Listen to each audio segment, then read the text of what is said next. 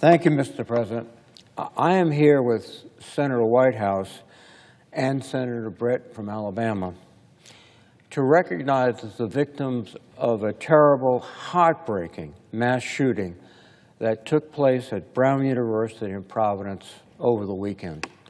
2 young people were killed and 9 were wounded when a gunman opened fire on a classroom full of college students studying for their finals.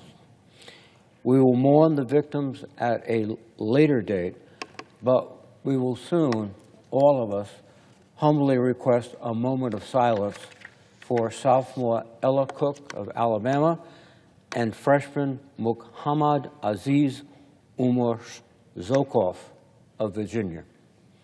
These 2 talented, promising young people had their lives tragically cut short. We are thinking of them and all the victims, and to the broader Brown University community. We send our love and support to their families and loved ones. They are dealing with the unimaginable, and we will continue to support them. Before I ask us to observe a moment of silence, I would like to turn to my colleagues for some brief remarks. And I yield the floor to Senator Whitehouse. Mr. President. Senators recognized. I'm honored to join our senior senator as he calls for a moment of silence to share in the sorrow of the families who lost their young college student children to this tragedy. And I would only ask that all of us, including anyone listening, just hold off and give these families a little bit of grace and peace as they deal with this loss. They were expecting to see these kids for the Christmas holidays. There are other kids who are in the hospital, in some cases in fairly critical condition. Those families are not going to be spending Christmas around the tree at home. They're going to be spending Christmas in a state away from home where their children are in their hospital room, trying to be there for them.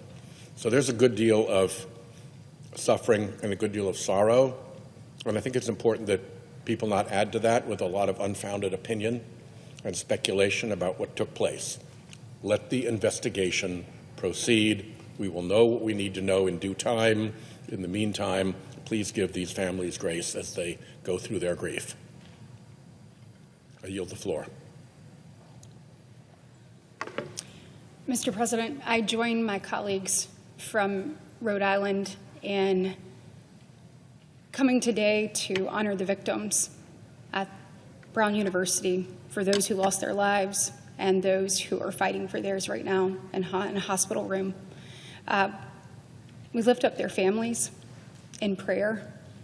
We ask for privacy and peace as they grieve the unimaginable. Just over the last 36 hours, I've been inundated with text messages and calls, specifically talking about what an incredible young woman Ella Cook was. She was everything that is great about our state: bold, courageous, convicted, thoughtful, kind. She made her mark at Mountain Brook High School. She was making her mark at Brown University. The calls that I've gotten have been not just from Alabama, but literally from people across the country who encountered her. While her life was cut way too short, and I cannot imagine the pain and grief that her parents are feeling right now, and her little brother and her little sister and her extended family. It is clear that she made an impact, that her time on earth was such a positive force for good, that the ripple of her life will be felt for generations to come. And as we lift their families up in prayer, the Brown community, people across this country that are grieving, I hope to echo my colleague's statement that we can all do that together. And I yield the floor to the senior senator from Rhode Island for a moment of silence.